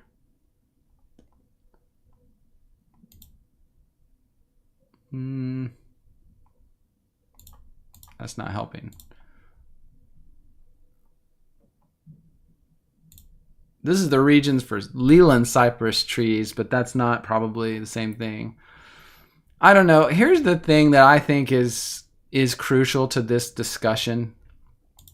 Let's do this. Let me close those. Let's go back over here, close a bunch of windows. Gopher. Let's go for the gopher wood. Genesis 6:14. Make thee an ark of gopher wood. Rooms you shall make in the ark and pitch it within and without with pitch. So this is another one. Let's go to the Hebrew here. See, the wood here, it is a... I think that what we would say as gopher wood in modern, it may not be what they were talking about back then. So this is a interesting word, a kind of tree, wood. It says cypress here in Strong's, but look at the word origin here. The origin of the word gopher is uncertain, and it appears once in the entire Bible. So this word is nowhere else. So as it says, it makes its etymology very difficult to trace. They don't know what this word meant, and they don't know exactly what tree it was referring to. Everything we have are assumptions of the translators. So to take this and say this is what we call gopher wood in the modern time, or this is cypress trees, you know, for one thing, cypress trees are very small. I don't know how they would make an ark out of cypress trees. Do you know what I'm saying? And if you know anything about cypress trees, they're a little, they don't grow straight all the time. They're not very straight. So, and they have shoots, and so they're not big, thick wood. You couldn't, I don't know how you would make an ark out of cypress trees, to be perfectly frank with you. But I do think that it's almost impossible to know what this Gopher wood is that's mentioned in Hebrew. We just don't know. I just don't think we know. You know, one thing I do think of is the cedars of Lebanon. They were renowned for their quality, and they were very tall trees, if I remember, very tall, strong trees. So it could have been something like that. I mean, it could have been. I don't know for sure, but whatever it was, we probably will never know for sure. And I don't think it's valuable to try to identify this tree type in the modern age. I don't think it's probably very valuable to try to do that. Red Raven, you ask, weren't there species that existed that were destroyed in the flood? Well, that's very true. That's very true, Red Raven, and a very good point. That the flood could have destroyed whatever type of tree this was. It could have done that. I didn't even think of that. It's very smart. You're so smart. Very smart. But yeah, that's all I can really say about it. I don't know if there's much more we can dig on that. Stacia, you say it's probably like shittim wood. Things may have changed after judgments. Yeah, things may have changed. Yeah, absolutely. Okay, let's jump to the next one. Just got a couple more topics. Linda Connor, you asked about the trophy on Trump's desk.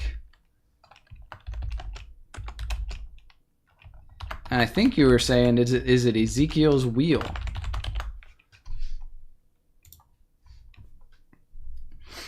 Let's see. I think that you are referring to Trump's interview he did with what's that lady's name from Fox News? Fox News.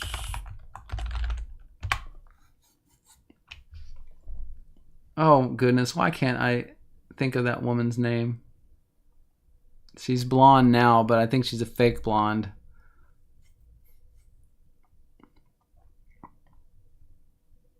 Let me see if I can find this another way. Let me see. Let's see. Trump interview.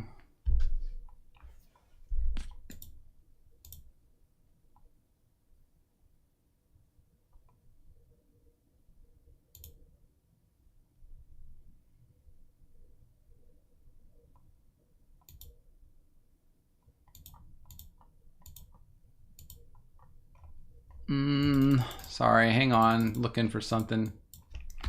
Declaration.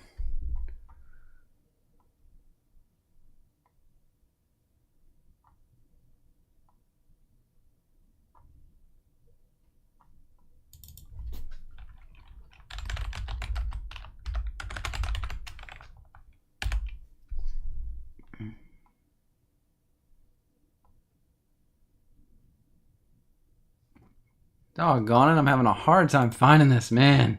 Yes, Laura Ingraham, you're right, that's it. Why is it so hard to find?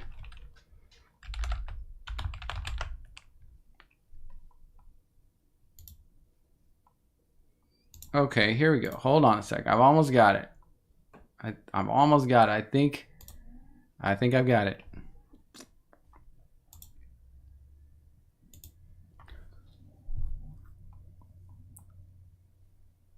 And it's coming super slow. Great. Oh, you brought. It's coming super slow. Just give me a second. I'm almost there.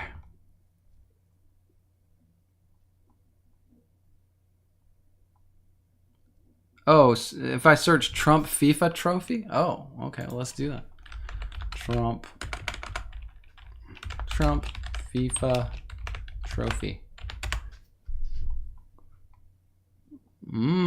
Okay. Why is the FIFA World Cup trophy behind Trump in the Oval Office?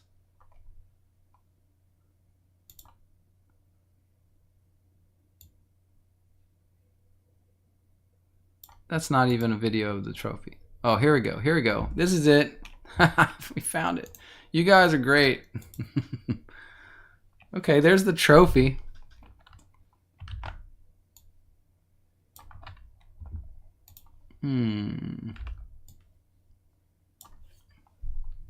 Yeah, it says FIFA World Cup and it has a year. I'm not sure what the year is, but yeah, I guess that's what, is that what it is, Linda? I guess that's what it is. You say no? You're saying no? It's not it? Okay, that's not it. That's not what Linda was talking about. She's talking about something different. Let me open up the... Let me open this up. Paintings into the Oval Office this time. Very different from the first. How did you pick? And with your lifetimes people come in, it's never really affects. In the gold. Little like with us years, people have tried to come.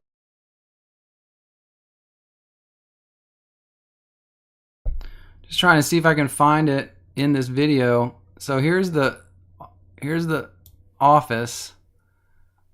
Is this what we're talking about, Linda? I just don't see it.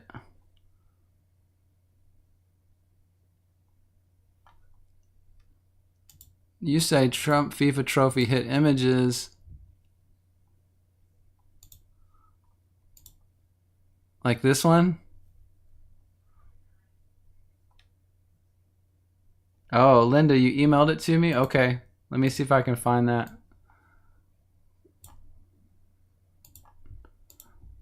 Thank you, Linda. I'm really curious now. It's no worries. No worries. We're all just looking. I am curious.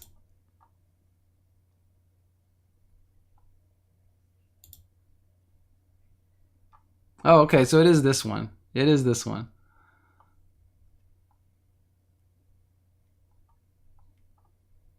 Trump unveils new Club World Cup trophy alongside FIFA chief Infantino. And I can't read that article. Great.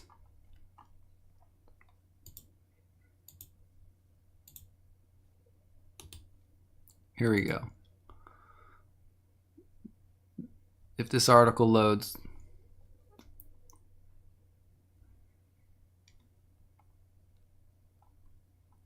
Ex-United States, the official trophy for the 2025 FIFA Club World Cup, which is to be held in the United States this summer, was introduced by Donald Trump and FIFA President Gianni Infantino together. The occasion signified a major point for the nation as it gets ready to welcome the expanded competition, including high club teams from all over the world. That's pretty big that we're having the FIFA World Cup here. That's pretty amazing, actually. You ask, what does this have to do with soccer? Yeah, I don't know that it has much to do with soccer. I mean, the trophy itself to me looks like some of the things that I've talked about on the SciCry channel. It reminds me specifically, of course, of the Project Looking Glass stuff. It kind of looks like some of the architecture of that machine. It's hard to know too, because this is really not a great picture. If I could get a higher quality picture, let's see.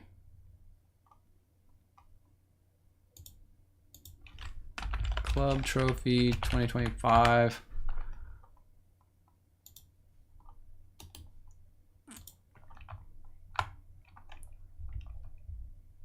Yeah, that's just a weird thing, isn't it? That's really strange. I can't tell because that... Yeah, it's sitting over there in his office. I bet they don't show it in this video very closely.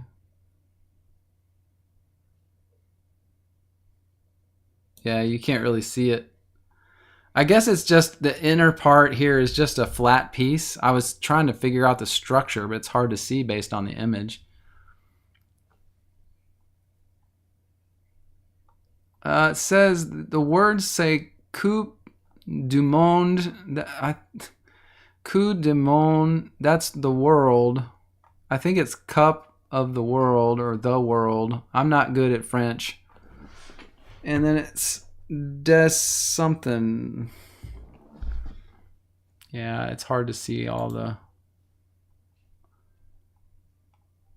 This one's a little easier to see. Oh, this is the one. Club World Cup. Coupe du Monde. Monde is world. Day something. I can't see that because of the reflection. This one is Mundia, which is also world. Probably cup or something. I don't know. That seems to be what it's about. I don't know if it's...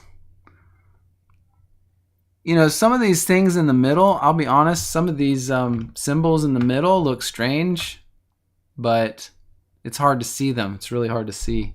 So I don't know if there's a picture somewhere that shows it very close. But yeah, I just don't know. I don't know. All right, I think we'll just go on to the next one. Let's see, what's our last topic here?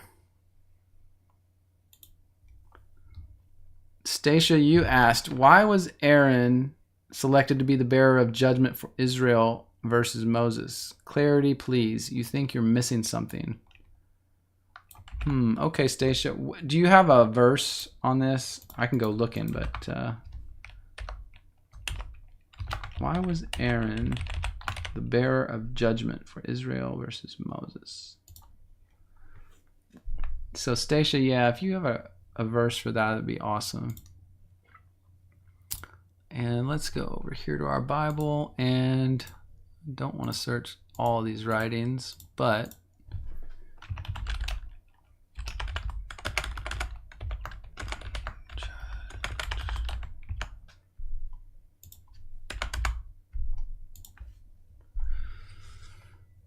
so here looks like, okay, so Aaron was the judge. He had the Urim and Thummim. Is that what we're talking about? It sounds like.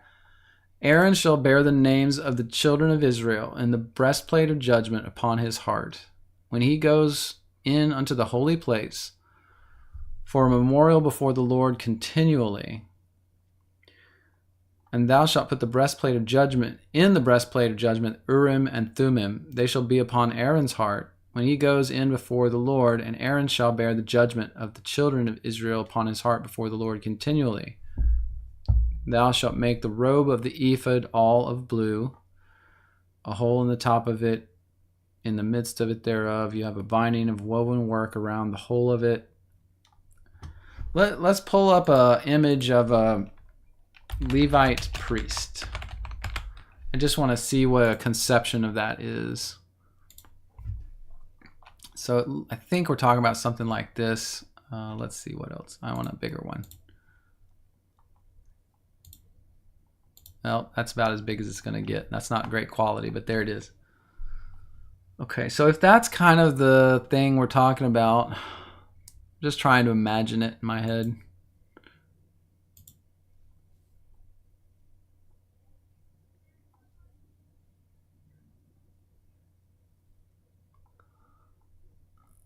Golden bell, pomegranate, golden bell, pomegranate upon the hem of the robe round about, be upon Aaron to minister, etc., etc. Let me see what else, if I'm missing anything here.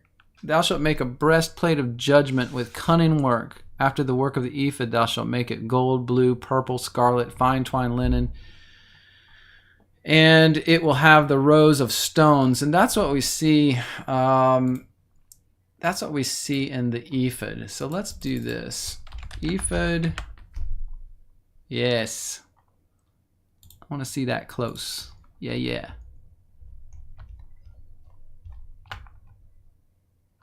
So that's the ephod. It would be woven and then worn right on the chest with all the stones, the 12 stones, of course, I would assume symbolizing the 12 tribes of Israel. Trying to see if there's anything else related to the judgment. And Aaron shall bear the names of the children of Israel in the breastplate of judgment upon his heart when he goes to the holy place. You shall put in the breastplate the Urim and Thummim that will be upon Aaron's heart when he goes before the Lord. Aaron will bear the judgment of the children of Israel upon his heart before the Lord continually. I mean, it's interesting to me because, of course, we as Christians need to think a little bit in context of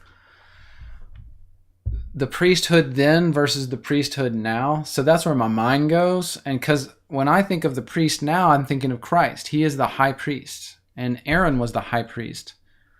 So in the same way, if you recognize what Christ says and God says over and over again, all judgment is given therefore to Christ. So judgment is Christ, and he is our high priest. So in this case, yet again, with everything Israel did, it represents what God is going to do for everybody. So Aaron being the high priest, he bears the judgment of the people. And Christ, as our high priest, bears the judgment of the people. So Aaron would carry the breastplate with the names of all the tribes, and the Urim and Thummim would be, I guess, in a pouch inside that. And so when he needed that, he would reach in and take one out, and that would be the answer, the white or the black stone, as far as we know. As from what I've heard too, the Urim and Thummim is a little bit unknown, but we think it was like a white and a black stone to give an answer. So anyway, does that kind of make sense to you, Stacia?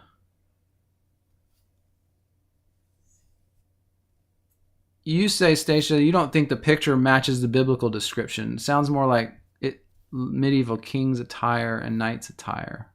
Okay.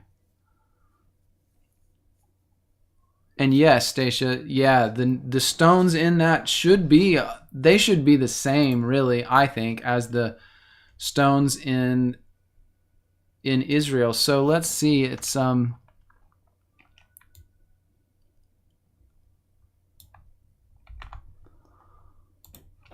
me see if I can do this. No.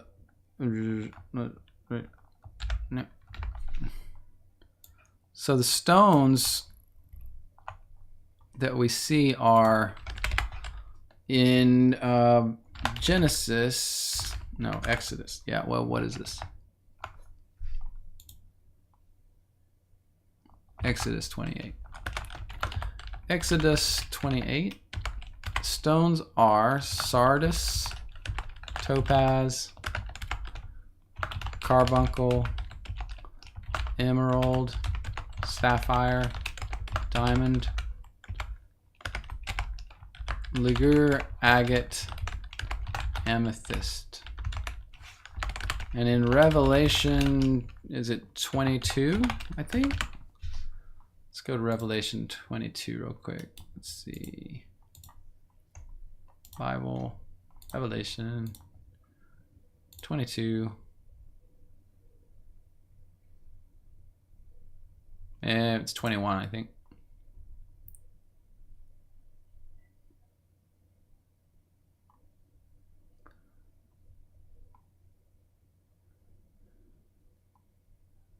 Yeah, here we go. Chapter 21. So let's put that down on there, and we'll just compare the two. So in Revelation, it's jasper, sapphire, chalcedony, emerald, sardonyx, sardis, chrysolite, beryl, topaz, chrysoparis, jacinth, and amethyst. Yeah, so I think because some of those are direct correlations, like direct.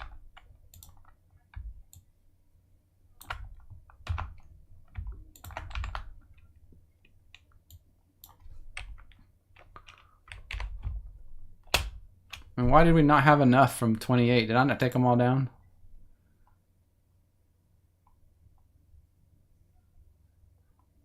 Two, three, four, five, six, 7, 8, 9. Oh, I forgot the last three. Beryl, onyx, jasper. Yeah.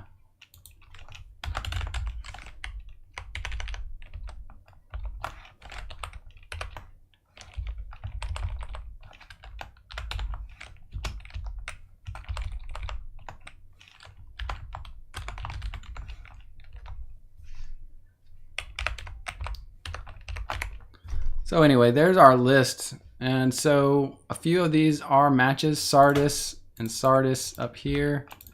Those match. Topaz we match. Amethyst matches. Emerald. Sapphire. The only things are like diamond, maybe chrysolite, maybe the same thing. Ligure, I'm not sure which that is. Agate. So I would just say these are probably all the same stones, as you said. I just wanted to kind of see that side by side, but yeah, I think they're all the same.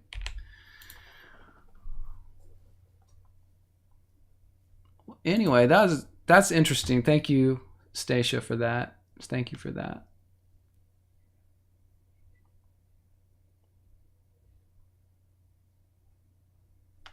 All right. Well, guys, I think that's about all the time we've got today. Well, I mean, it's not all the time we've got, but we've gone a good time here. Thank you so much for your time and your effort, your interest, and your participation with the chat, guys. I really appreciate it. Thankfully, we got through all our topics and had some great discussion. Man, Mark chapter 6 was awesome as always. So thank you for participating today. You guys have a great day. Hey, Squiffy, it's good to see you. I hope you all are doing well. I will, of course, leave the chat on for just a couple minutes while the end plays out. Y'all can say whatever you want there. And as always, thank you so much, guys. Thank you for participating and being with me, giving me a place to have my church as well. I really appreciate you guys. Thank you so much, and God bless.